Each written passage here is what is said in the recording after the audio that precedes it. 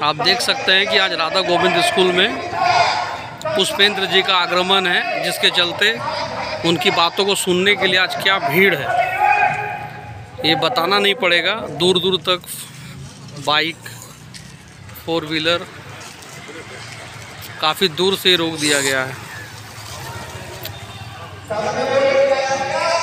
ये जीतू जी हो गए और ये प्रोग्राम आज यहाँ पे चल रहा है। जय श्री राम सेना रामगढ़ की मंच की ओर से ये राधा गोविंद पब्लिक स्कूल, जो कि आप के सामने वो नज़ारा है जिसका इंतज़ार सारे लोग कर रहे थे। हम लोग आगे चलते और देखते हैं कि इस प्रोग्राम में हमारे पुष्पेंद्र जी क्या हम सारे लोग को बता रहे हैं।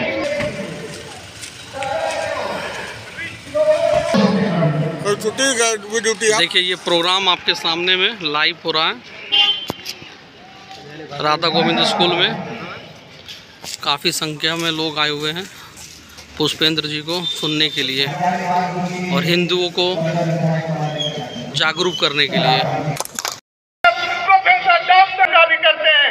अब मैं एक ऐसे व्यक्ति जगत का सर्वश्रेष्ठ पत्रकार हम कर सकते हैं जो पाकिस्तान की भूमि पर रहकर भारत की पत्रकारिता किया।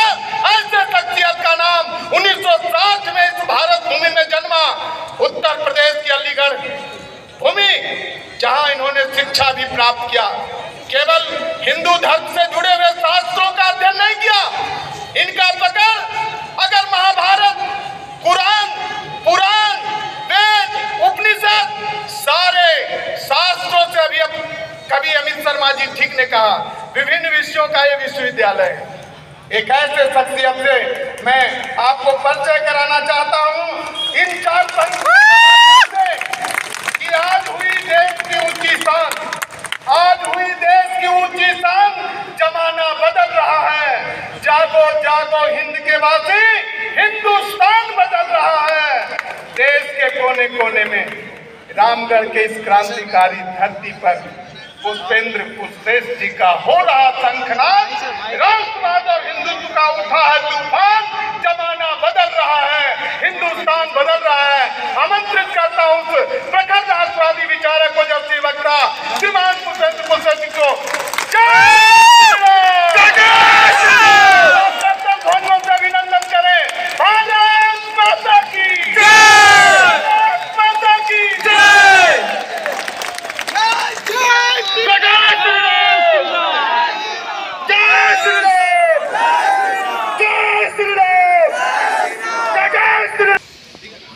हमारे सामने पुष्पेंद्र जी आ चुके हैं अपनी बातों को रखने के लिए। पुष्पेंद्र जी मोटिवेटर और रामगढ़ में हिंदू राष्ट्र श्री राम सेना कोई कार्यक्रम करे तो उसके असफल होने का कोई प्रश्न ही नहीं उठता।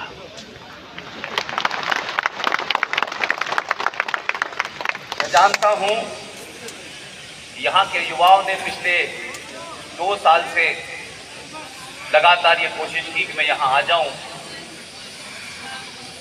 लेकिन एक के बाद एक अलग अलग जगह पहले से तय कार्यक्रम के कारण मैं आपके बीच 1-1.5 साल बाद आया हूं। इसके लिए क्षमा चाहता हूं।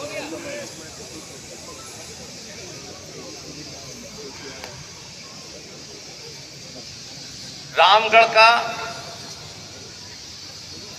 एक ऐतिहासिक, जो गुलाम भारत में एक पार्टी थी, उस पार्टी ने अपना अध्यक्ष रामगढ़ के अधिवेशन में चुना।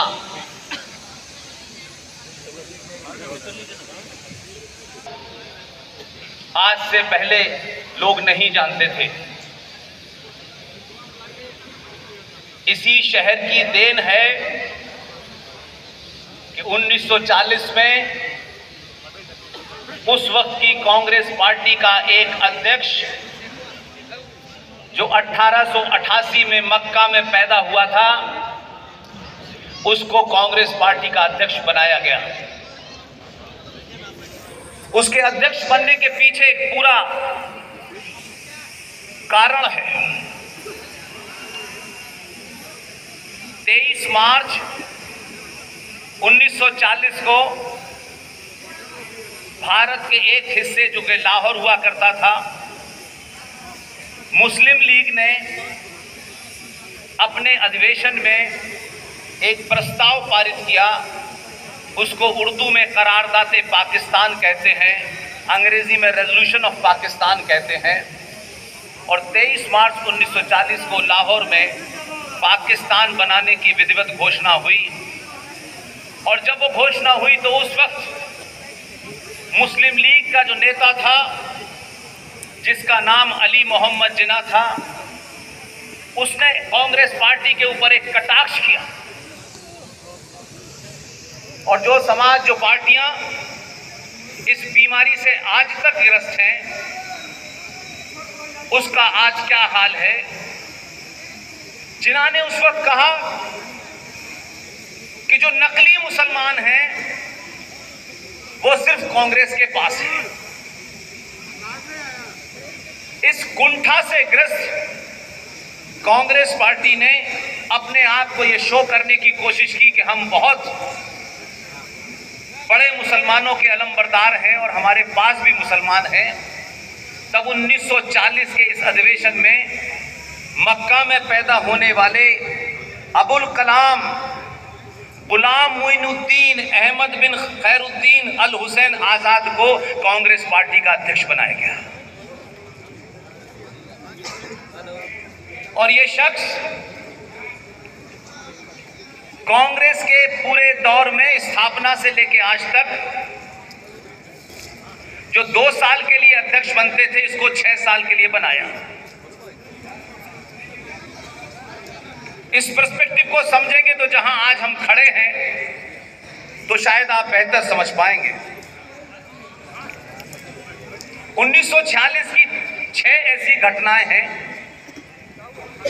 जिसको भारतीय सनातनी हिंदू समाज न जानना चाहता और उनके ठेकेदार हिंदुओं के न उन्हें बताना चाहते हैं कि कुछ लोगों को मूर्ख बनाए रखने में ही कुछ लोगों की दुकान चल रही है। लेकिन संचार क्रांति के इस दौर में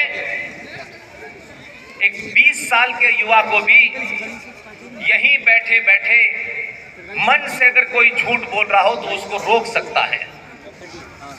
लेकिन आज भी बहुत सारे ठेकेदार हर रोज एक बयानबाजी कर रहे हैं। एक ऐसी बयानबाजी, न वो उसके जानकार हैं न उस विषय को जानते हैं, लेकिन होड़ मच गई है कि कौन कितना बड़ा अपने आप को मुस्लिम परस्त हो सकता है। कोई रात के अंधेरे में दरियागंज के मकानों में जाकर के मियां भाइयों के पैर पकड़ के कहते हैं, हमने आपके बारे में ऐसा कभी नहीं कहा, हमने आपके बारे में कभी कोई ऐसी बात नहीं की। ये स्थिति उन ठेकेदारों ने आपकी कर दी है। जब इस देश में चेतना जाग रही है, सनातनी सनातन होने पे खुश हो रहा है, वो ये जानता है कि उसका शत्रु कौन है, तब कुछ ठेकेदार आपको गुमराह कर रहे हैं। इसलिए 1946 की वो 6 घटनाएं भारत के किसी इतिहास की किताब में नहीं पढ़ाई जाती। और जितना आप आज पढ़ रहे हैं, ये एमपी बन जाएं, एमएलए बन जाएं, ये कुछ भी बन जाएं, ये सच नहीं बोलते हैं। ये पब्लिक में सच नहीं बोलते हैं, ये संसद में झूठ बोलते हैं। हाँ बोलिए। इसलिए एमपी एमएलए बनना एक गणित है, लेकिन एमपी एमएलए बन के राष्ट्र बचाना ये दूर की बात है। इसलिए आपके इस शहर में मैंने सुना है कि आचार संहिता लगी हुई है, और ना ही हम किसी पार्टी के हैं, न जिंदगी में किसी के होने की कोई ख्वाहिश है, न किसी संगठन के हैं। और जब आपको किसी से कुछ नहीं लेना होता है तो आप आंखों में आंखें डालकर बड़े से बड़े आदमी के सामने अपनी बात कहते हैं। इसका डर नहीं होता कि कौन नाराज होगा। रामगढ़ किसी को खुश करने नहीं आया हूं।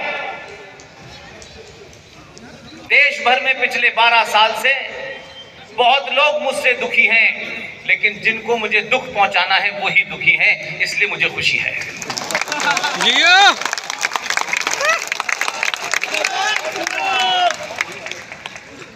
अमित भाई ने बहुत सारी बातें की हैं।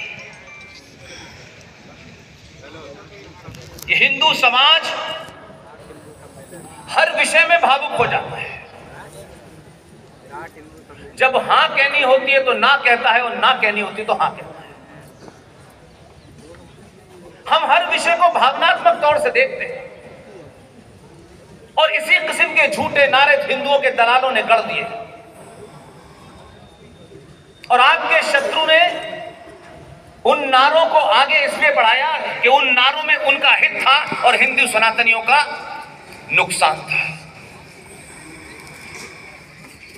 गिनती में हो सकता है आप 95 करोड़ हो, गिनतियों से राष्ट्र नहीं बचाया जा सकता। अगर राष्ट्र बचाना है तो सच बोलने की हिम्मत पैदा कीजिए और सबके सामने बोलिए। ऐसा नहीं बंद कमरे में कुछ और बोलेंगे, बाहर आके कुछ और बोलेंगे। इसलिए मैं मानता हूं कि 1946 की 6 घटनाएं आप पढ़ें, और क्योंकि मैं एक स्कूल के अंदर बोल रहा हूं, उनकी प्रिंसिपल साहिबा को इस बात की मुबारकबाद देता हूं कि अपने स्कूल में Radha Govind senior secondary public school में हम जैसे लोगों को बुला करके इतना बड़ा रिस्क लिया है।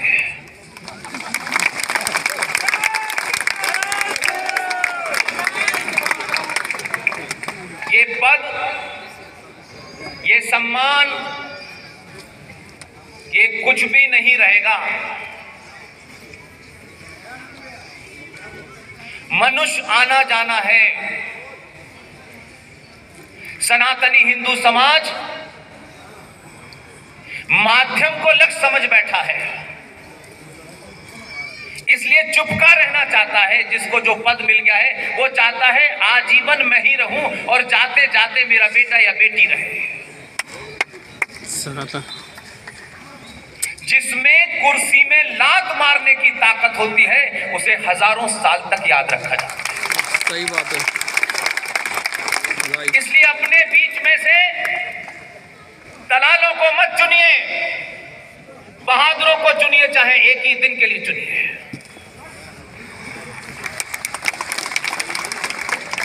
अगर स्कूल की कोई किताब में कोई बात गलत पढ़ा दी भी गई है, क्योंकि वो मजबूरी है, तो इस देश में करोड़ों लोगों को मंचों से सच बोलने के लिए किसी ने रोका है।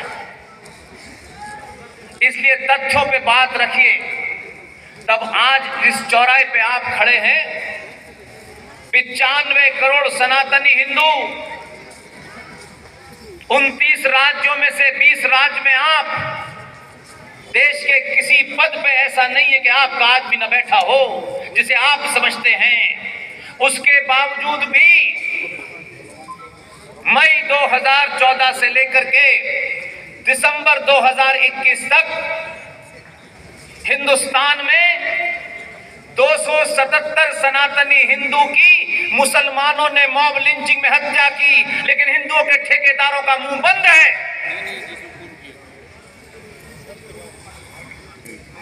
इसी राज्य में रूपेश पांडे की हत्या हुई, इसी में अंकिता की हत्या हुई। कुछ लोग मुझसे मिले, उन्होंने कहा सीबीआई इंक्वायरी हो रही है। सीबीआई इंक्वायरी तो बिहार में ललित नारायण मिश्र की भी आज तक चल रही है। कायर और डरपोक। हेलो दोस्तों, आज का ब्लॉग कैसा लगा जरूर बताइए। मैं क्लोज करना भूल गया था। मेरे चैनल को सब्सक्राइब करिए, लाइक करिए, शेयर करिए, कमेंट करिए और मेरे साथ बने रहिए। Love you.